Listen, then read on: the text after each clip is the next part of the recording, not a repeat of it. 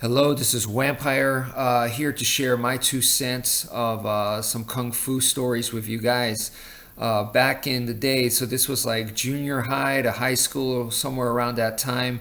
I had a friend who was a kung fu practitioner, and I sparred him.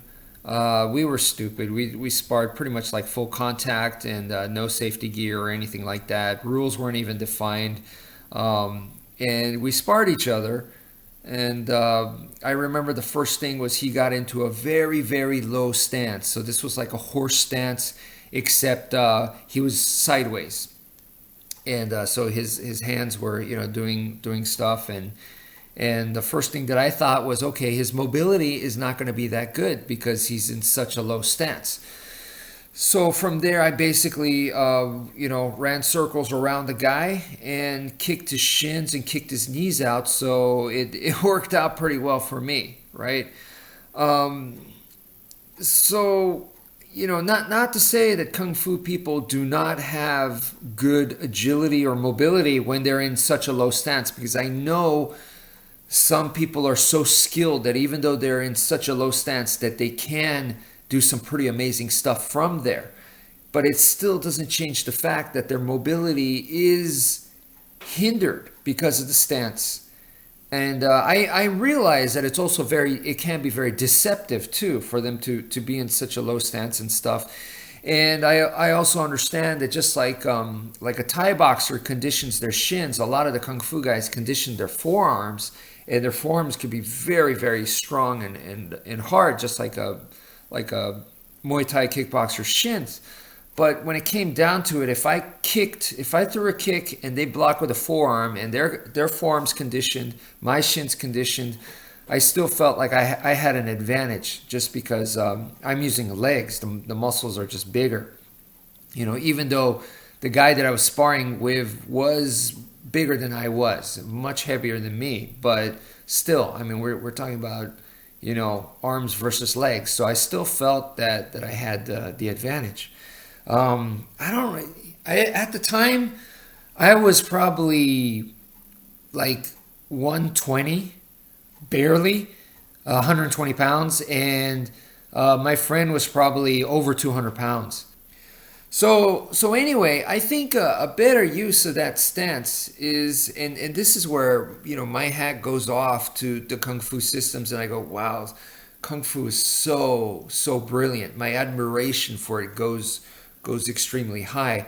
Is that a better usage? I think is not to just start off in that stance and stay there in such a low stance and to go, I'm going to fight from here. Not necessarily to use it that way. Depending on the circumstance and the opponent, that may work very well. But another way is that when someone's standing like this right in front of you, very, very close to you right here, we all know that if you want to generate power and you want to hit hard, we want to bring the arm back. We want to punch. Boxers do it very efficiently. They bring this back when this one's forward. So when your left hand threw a punch, that naturally brings back the right hand, so it gets cocked and loaded, and then boom. So boxers, I mean, they're very, very good with that. But for normal people, even then, we understand that we want to bring the arm back. So just watch any demonstration where people are cutting stuff with knives and blades and stuff. I mean, you see people swinging like from a mile away, swinging from Oklahoma, essentially. It's because we understand that doing that gives us power, period. But when someone's standing like this to you, very close to you, and you do this, by that time, they're already going to be doing stuff to you, you know? So instead, what can we do to create that? It's about distance. You're taking a step back to load this. So instead, what we can do is change it. Instead of going from horizontal front and back movement, we can change it to vertical, up and down. So since we're already standing up, we're already high essentially, you're going to drop down, so that distance is the same thing as bringing your arm back. It's just vertical.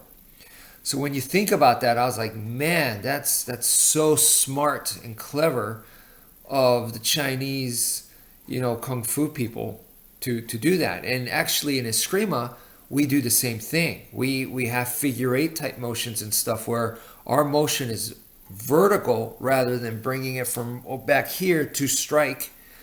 We're doing it here, and that's why I feel that a lot of really good Eskrima guys are the ones that are going to utilize the vertical level change to their advantage, and they could use that dropping to gain some power there. So just something to think about.